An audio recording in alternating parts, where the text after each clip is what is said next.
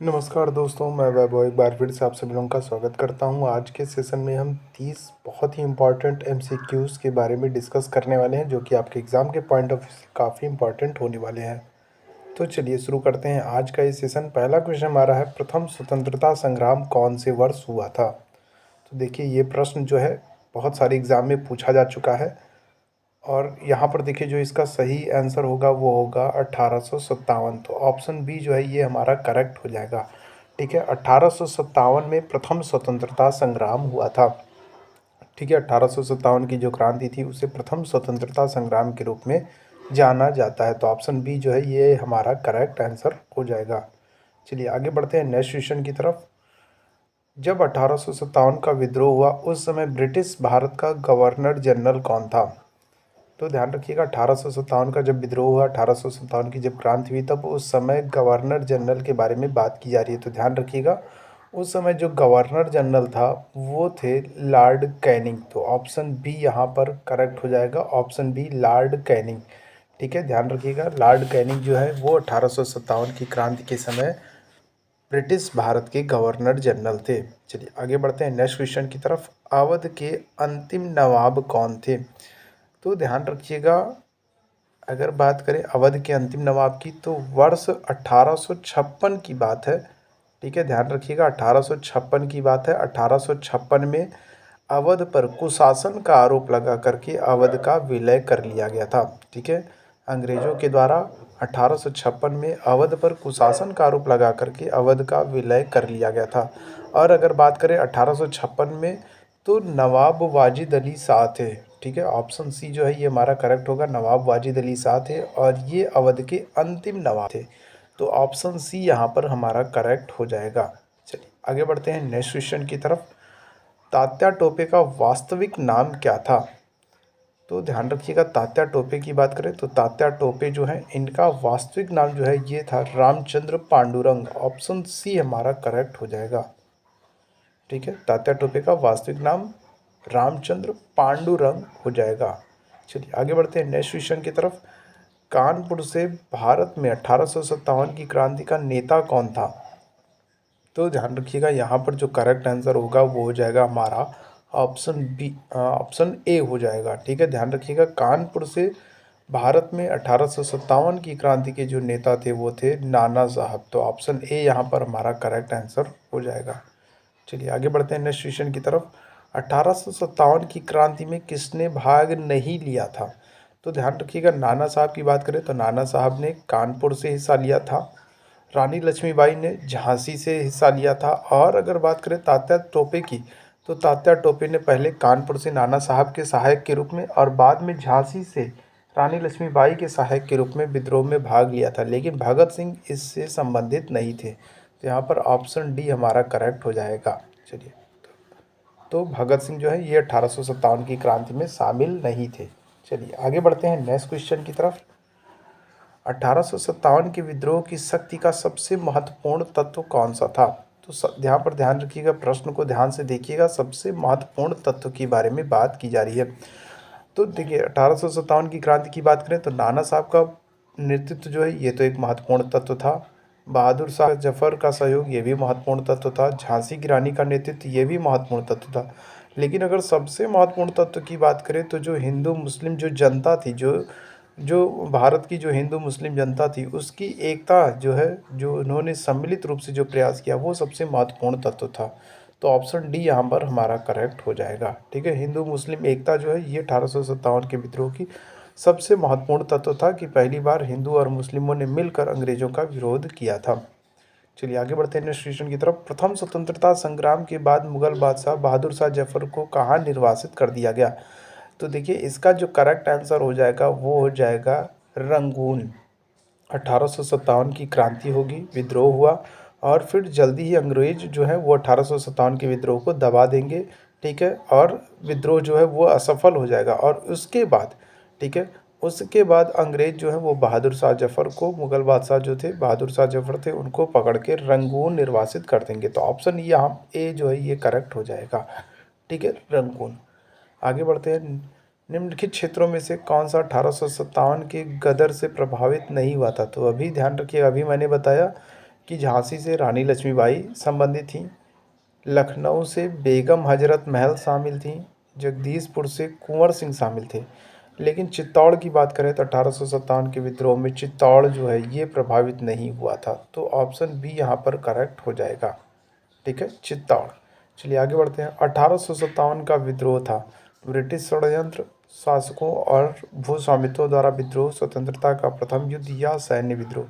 तो देखिए यहाँ पर पहले ही क्वेश्चन में हमने स्टार्टिंग में ही बात की थी कि प्रथम स्वतंत्रता संग्राम कौन से वर्ष हुआ है, तो 1857, मतलब 1857 की क्रांति को प्रथम स्वतंत्रता संग्राम के रूप में देखा जा रहा है। और अब यही प्रश्न हमारे सामने आया है 1857 का विद्रोह। तो यहाँ पर जो करेक्ट आंसर होगा वो होगा स्वतंत्रता का प्रथम युद्ध। ठीक है, ऑप्शन सी जो है ये हमारा करेक्ट होगा। ठीक है, प्रथम स्वतंत्रता संग्राम या फिर स्वतंत्रता के प्रथम युद्ध के रूप में 1857 के विद्रोह को देखा जा सकता है। तो ऑप्शन सी यहाँ पर करेक्ट हो जाएगा। चलिए आगे बढ़ते हैं। 1857 के विद्रोह का तात्कालिक कारण क्या था? तो ध्यान रखिएगा 1857 के विद्रोह का जो तात्कालिक कारण था वो था बंदूक की जो कारतूस होते थे उनमें गाय और सूअर की जो चर्बी का इस्तेमाल किया जाता था। ठीक है, तो कारतूसों में गाय और सूअर की चर्बी का इस्तेमाल होता था जिन्हें दांतों से खींचकर निकालना पड़ता था, और 1857 के विद्रोह का तात्कालिक कारण यही था।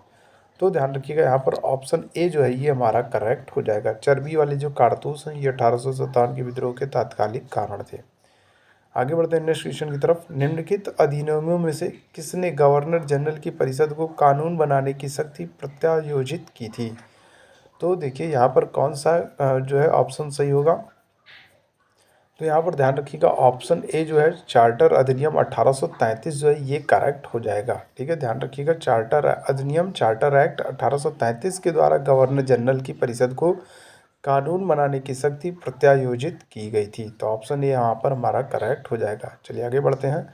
1857 के विद्रोह के बाद निम्न में से किस एक ने इलाहाबाद में एक दरबार में ग्रेट ब्रिटेन संप्रभु द्वारा भारत सरकार के ग्रहण की घोषणा की थी? तो आपको पता होना चाहिए 1857 के अगर विद्रोह की बात करें तो 1857 के विद्रोह के समय गवर्नर जनरल जो थे वो थे लॉर्ड कैनिंग, और जब 1857 का विद्रोह समाप्त होगा तो गवर्नर लॉर्ड कैनिंग के द्वारा, गवर्नर जनरल जो लॉर्ड कैनिंग है इन्हीं के द्वारा भारत सरकार के जो ग्रेट ब्रिटेन संप्रभु द्वारा भारत सरकार के ग्रहण की घोषणा की जाएगी।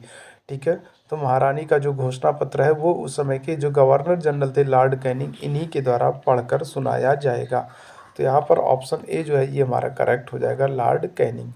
चलिए आगे बढ़ते हैं। कौन सा भारतीय नेता था जिसने बनारस के राजा शिव प्रसाद के साथ 1885 में भारतीय राष्ट्रीय कांग्रेस के संगठन का विरोध किया था? तो ध्यान रखिएगा यहाँ पर जो करेक्ट आंसर हो जाएगा वो हो जाएगा हमारा ऑप्शन सी, सैयद अहमद खां। सैयद अहमद खां जो है इन्होंने बनारस के राजा शिव प्रसाद के साथ मिलकर 1885 में भारतीय राष्ट्रीय कांग्रेस के संगठन का विरोध किया था। तो ऑप्शन सी यहाँ पर हमारा करेक्ट हो जाएगा। चलिए आगे बढ़ते हैं नेक्स्ट क्वेश्चन की तरफ। वह कौन सा भारतीय था जो ब्रिटिश संसद के लिए निर्वाचित हुआ था? ठीक है, तो वह कौन सा भारतीय था? तो देखिए यहाँ पर जो करेक्ट आंसर हो जाएगा वो हो जाएगा हमारा ऑप्शन सी, दादा भाई नौरोजी। दादा भाई नौरोजी प्रथम भारतीय थे जो ब्रिटिश संसद के लिए निर्वाचित किए गए थे। तो ऑप्शन सी यहाँ पर करेक्ट हो जाएगा। और ध्यान रखिएगा दादा भाई नौरोजी की बात करें तो इन्हें grand old man of India, Bharat का वयोवृद्ध पुरुष के नाम से भी जाना जाता है।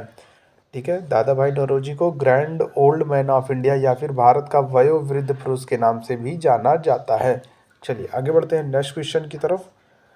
1866 में दादा भाई नौरोजी द्वारा निम्न में से किस एक शहर में ईस्ट इंडिया एसोसिएशन की स्थापना की गई थी? ठीक है, तो 1866 में दादा भाई नौरोजी के द्वारा निम्नलिखित में से किस शहर में ईस्ट इंडिया एसोसिएशन की स्थापना की गई थी? तो देखिए यहाँ पर जो इसका करेक्ट आंसर हो जाएगा वो हो जाएगा हमारा लंदन। ठीक है, लंदन में 1866 में दादा भाई नौरोजी के द्वारा ईस्ट इंडिया एसोसिएशन की स्थापना की गई थी। चलिए आगे बढ़ते हैं नेक्स्ट क्वेश्चन की तरफ। 1885 में भारतीय राष्ट्रीय कांग्रेस के प्रथम अधिवेशन की अध्यक्षता किसने की थी? तो 1885 की बात हो रहा है। 1885 में जो भारतीय राष्ट्रीय कांग्रेस का प्रथम अधिवेशन बम्बई में आयोजित किया जाएगा।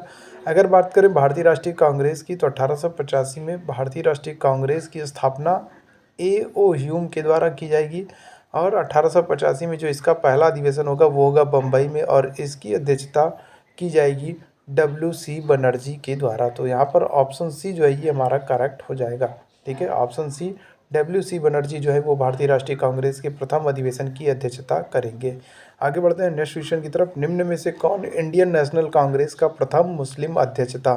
तो ध्यान रखिएगा, यहाँ पर जो करेक्ट आंसर हो जाएगा वो हो जाएगा हमारा बदरुद्दीन तैयब जी। ठीक है, बदरुद्दीन तैयब जी जो है ये भारतीय राष्ट्रीय कांग्रेस के प्रथम मुस्लिम अध्यक्ष हैं और ये 1887 में, ध्यान रखिएगा, 1887 में 1887 में मद्रास अधिवेशन की अध्यक्षता करेंगे। ठीक है, तो बदरुद्दीन तैयब जी जो हैं ये कांग्रेस के 1887 के मद्रास अधिवेशन की अध्यक्षता करेंगे और कांग्रेस के प्रथम मुस्लिम अध्यक्ष रहेंगे। तो यहाँ पर हमारा जो करेक्ट आंसर हो जाएगा वो हो जाएगा ऑप्शन बी। ठीक है, बदरुद्दीन तैयब जी। चलिए आगे बढ़ते हैं नेक्स्ट क्वेश्चन की तरफ। नरम दल तथा गरम दल के बीच मतभेद भारतीय राष्ट्रीय कांग्रेस के किस अधिवेशन में हुआ था?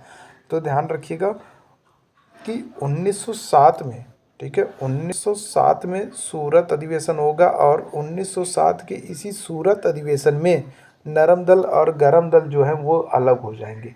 ठीक है, तो यहाँ पर जो करेक्ट आंसर हो जाएगा कि किस अधिवेशन में नरम दल और गरम दल अलग होंगे? तो ध्यान रखिएगा 1907 का सूरत अधिवेशन। तो ऑप्शन डी यहाँ पर हमारा करेक्ट हो जाएगा। ठीक है, ऑप्शन डी सूरत अधिवेशन। चलिए आगे बढ़ते हैं नेक्स्ट क्वेश्चन की तरफ। श्री A.O. ह्यूम जी भारतीय राष्ट्रीय कांग्रेस के संस्थापक थे। एक तो A.O. ह्यूम के बारे में पूछा जा रहा है कि A.O. ह्यूम जो है इन्होंने भारतीय राष्ट्रीय कांग्रेस की स्थापना की थी और ये किस वर्ग से संबंधित थे? पत्रकार थे, राजनीतिज्ञ थे, सिविल कर्मचारी थे या स्थल सेवा कर्मठ थे? तो ध्यान रखिएगा ये एक रिटायर्ड सिविल कर्मचारी थे। ठीक है, ऑप्शन सी जो है ये हमारा करेक्ट होगा, और रिटायर्ड सिविल कर्मचारी थे और इन्होंने भारतीय राष्ट्रीय कांग्रेस की स्थापना 28 दिसंबर 1885 को की थी। तो ऑप्शन सी यहाँ पर जो होगा ये हमारा करेक्ट हो जाएगा। चलिए आगे बढ़ते हैं नेक्स्ट क्वेश्चन की तरफ। भारतीय राष्ट्रीय कांग्रेस की प्रथम महिला अध्यक्ष कौन थी? तो यहाँ पर क्वेश्चन को ध्यान दीजिएगा, यहाँ पर क्वेश्चन में पूछा जा रहा है कांग्रेस की प्रथम महिला अध्यक्ष पूछा जा रहा है। तो इस बात को ध्यान रखिएगा, यहाँ पर प्रथम भारतीय महिला नहीं कहा गया। अगर प्रथम भारतीय महिला कहा जाता तो आंसर बदल जाता। प्रथम महिला अध्यक्ष पूछा गया है तो आंसर होगा एनी बेसेंट। लेकिन अगर यहीं पर प्रथम भारतीय महिला पूछ लिया जाता तो ऑप्शन आ हो जाता आपका सरोजनी नायडू। यहाँ पर प्रश्न को समझने की कोशिश कीजिएगा कि किस तरीके से प्रश्न आपसे पूछा जा रहा है। भारतीय राष्ट्रीय कांग्रेस की प्रथम महिला अध्यक्ष, अगर प्रथम महिला अध्यक्ष पूछा जाएगा तो आंसर आपका एनी बेसेंट होगा। अगर यही प्रथम के बाद भारतीय कर देता, प्रथम भारतीय महिला अध्यक्ष, तो आपका आंसर सरोजनी नायडू हो जाता। तो क्वेश्चन की अगर बात करें तो क्वेश्चन के अनुसार प्रथम महिला अध्यक्ष पूछा जा रहा है, तो यहाँ पर सही आंसर ऑप्शन ई होगा, एनी बेसेंट। ठीक है, एनी बेसेंट हमारा करेक्ट आंसर हो जाएगा। चलिए आगे बढ़ते हैं। किस एकमात्र अधिवेशन की अध्यक्षता महात्मा गांधी के द्वारा की गई है? तो देखिए इसका जो करेक्ट आंसर हो जाएगा वो हो जाएगा बेलगांव अधिवेशन। 1924 का बेलगांव अधिवेशन होगा जिसकी अध्यक्षता गांधी जी के द्वारा की जाएगी। तो यहाँ पर ऑप्शन ए जो है ये हमारा करेक्ट होगा। 1924 के बेलगांव अधिवेशन की अध्यक्षता जो है ये गांधी जी के द्वारा की जाएगी। तो ऑप्शन ए यहाँ पर बेलगांव अधिवेशन जो है ये हमारा करेक्ट हो जाएगा। चलिए आगे बढ़ते हैं नेक्स्ट क्वेश्चन की तरफ। 27 दिसंबर 1911 को पहली बार जनगणमन कहाँ पर गाया गया था? तो देखिए इसका जो करेक्ट आंसर हो जाएगा वो हो जाएगा हमारा कलकत्ता अधिवेशन। ठीक है, 1911 में कलकत्ता अधिवेशन में पहली बार जनगणमन को गाया गया था। तो इस तरीके से ऑप्शन सी जो है ये हमारा करेक्ट हो जाएगा, कलकत्ता अधिवेशन। आगे बढ़ते हैं नेक्स्ट क्वेश्चन की तरफ। जवाहरलाल नेहरू ने कितनी बार भारतीय राष्ट्रीय कांग्रेस के अध्यक्ष रहे हैं? ठीक है, जवाहरलाल नेहरू की बात करें तो कितनी बार भारतीय राष्ट्रीय कांग्रेस के अध्यक्ष रहे हैं? तो देखिए जवाहरलाल नेहरू की बात करें तो जवाहरलाल नेहरू जो है ये, ठीक है, 3 बार कांग्रेस के अध्यक्ष रहे हैं। ठीक है, 1929 में लाहौर अधिवेशन की अध्यक्षता करते हैं और इसी अधिवेशन में इन्होंने पूर्ण स्वराज का प्रस्ताव भी पास किया था। ठीक है, पूर्ण स्वराज का प्रस्ताव प्रस्तुत किया था। तो इस तरीके से जवाहरलाल नेहरू की बात करें तो कुल 3 बार भारतीय राष्ट्रीय कांग्रेस के अध्यक्ष रहे हैं। चलिए आगे बढ़ते हैं नेक्स्ट क्वेश्चन की तरफ। निम्नलिखित में से किस अंग्रेज गवर्नर जनरल के समय में 1911 में भारत की राजधानी कलकत्ता से दिल्ली स्थानांतरित की गई थी? तो देखिए इसका जो करेक्ट आंसर हो जाएगा वो हो जाएगा option C, Lord Hardinge. Lord Hardinge के समय में, लॉर्ड हार्डिंग अंग्रेज गवर्नर जनरल रहेंगे और इन्हीं के समय में 1911 में राजधानी जो है वो कलकत्ता से दिल्ली स्थानांतरित की जाएगी और इन्हीं के समय 1911 में बंगाल विभाजन भी निरस्त किया जाएगा। तो ऑप्शन सी जो है ये हमारा सही हो जाएगा, लॉर्ड हार्डिंग करेक्ट आंसर हो जाएगा। चलिए आगे बढ़ते हैं। बंग भंग का उद्देश्य क्या था? ठीक है, बंग भंग का मतलब कि बंगाल के विभाजन से है। 16 अक्टूबर 1905 को बंगाल का विभाजन किया जाएगा और बंगाल विभाजन का उद्देश्य पूछा जा रहा है तो मुसलमानों की मांग मानना, हिंदू मुस्लिमों को संतुष्ट करना, विद्रोह दबाना या फिर पश्चिमी और पूर्वी बंगाल के हिंदुओं का विभाजन करना और हिंदू मुस्लिम तनाव। तो यहाँ पर देखिए करेक्ट आंसर जो होगा वो ऑप्शन डी होगा, पश्चिमी और पूर्वी बंगाल के हिंदुओं का विभाजन करना और हिंदू मुस्लिम तनाव। मतलब कि जो पूर्वी और पश्चिमी बंगाल के जो हिंदू और मुसलमान हैं उनको अलग अलग किया जा सके, उनको उनमें फूट डाली जा सके, इसी उद्देश्य से बंग भंग जो है किया गया, या फिर कहें बंगाल का विभाजन 16 अक्टूबर 1905 को किया गया था। चलिए आगे बढ़ते हैं। कर्जन ने भारत का विभाजन कब किया? तो ध्यान रखिएगा वही बंग भंग जो भी पिछले क्वेश्चन में हमने पढ़ा, बंग भंग या बंगाल विभाजन, तो ये ध्यान रखिएगा लॉर्ड कर्जन के समय में किया गया था और अभी मैंने इसका आंसर बताया है तो 16 अक्टूबर, ठीक है, 16 अक्टूबर को बंगाल का विभाजन किया गया था। ठीक है, तो यहाँ पर जो करेक्ट आंसर हो जाएगा वो हो जाएगा हमारा 1905 में। ठीक है, 1905 में बंग भंग का विभाजन किया गया था या बंगाल विभाजन किया गया था। आगे बढ़ते हैं।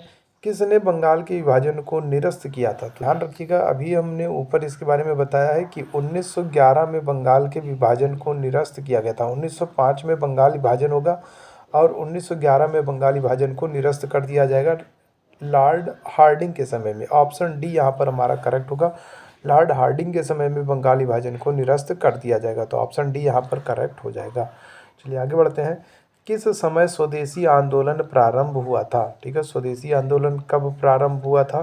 तो स्वदेशी आंदोलन की बात करें तो ये बंगाल विभाजन के विरोध में स्वदेशी आंदोलन को प्रारंभ किया गया था। 16 अक्टूबर 1905 को बंगाल विभाजन हुआ था और बंगाल विभाजन के विरोध में ही स्वदेशी आंदोलन को शुरू किया गया था। तो यहाँ पर ऑप्शन डी जो है ये हमारा करेक्ट हो जाएगा। चलिए बात करते हैं इस वीडियो के लास्ट क्वेश्चन की। इस वीडियो में हम इस सेशन में हम 30 प्रश्नों को डिस्कस करेंगे, अगले सेशन में बाकी अन्य इंपॉर्टेंट क्वेश्चंस को डिस्कस करेंगे। तो लास्ट क्वेश्चन हमारा है गदर पार्टी का मुख्यालय कहाँ था? तो ध्यान रखिएगा गदर पार्टी की बात करें, गदर पार्टी की जो मुख्यालय था ये था सैन फ्रांसिस्को में। ठीक है, सैन फ्रांसिस्को में। और इसकी स्थापना की बात करें तो इसकी स्थापना लाला हरदयाल के द्वारा की गई थी। तो ऑप्शन सी यहाँ पर हमारा करेक्ट हो जाएगा। ठीक है, ऑप्शन सी हमारा यहाँ पर करेक्ट हो जाएगा। तो इस सेशन में अभी तक हम सिर्फ 30 क्वेश्चंस की ही बात करेंगे, अगले जो बाकी 30 प्रश्न होंगे उनकी चर्चा अगले सेशन में की जाएगी। उम्मीद है ये सेशन आपको पसंद आया होगा। अगर ये 30 इंपॉर्टेंट क्वेश्चंस आपको पसंद आते हैं तो सेशन को लाइक शेयर ज़रूर कर दें ताकि हम फिर और मोटिवेट हो सकें और आपके लिए और बेहतर सेशंस लाते रहें।